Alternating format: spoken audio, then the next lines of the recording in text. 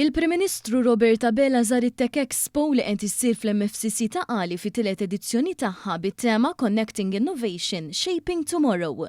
Dan l-avveniment annwali jiġbor taħt saqaf wieħed mexxija fl-industrija, startups, innovaturi, studenti u akademiċi bilan li esploraw l-aħħar żviluppi fid-diġitalizzazzjoni, l-intelligenza artifiċjali u teknoloġiji emerġenti li qed ibidlu l-mod kif naħdmu u ngħixu. Il-Prim Ministru saħaq kif l-impenn tal-Gvern lejn futur dejjem aktar diġitali u innovattiv imur jitfit mal-Viżjoni Malta 2050 li se tmexxi l-pajjiż lejn il-futur fejn l-għodod diġitali iwasslu għal titjib fil-ħajja ta' kuljum u fejn iċ-ċittadini jħosshom konfidenti jużawhom. Permezz tal-programm imsejjaħ AI għal kulħadd li qed joffri l-Gvern se jkun hemm taħriġ b'xejn lill-istudenti, il-ġenituri, il-ħaddiema u anke l-anzjani.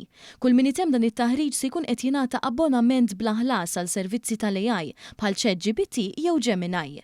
Sa dan it-tant Malta qed tkompli ssaħħaħ l-infrastruttura tagħha fejn tidħol l-innovazzjoni permezz tad-D-Hub MT, iċ-Ċentru Ewropew għall-Innovazzjoni Diġitali li issa qed jospita madwar 50 startup u jipprovdi aċċess għal għodod tal-AI, cloud services, cyber security u l-high performance computer.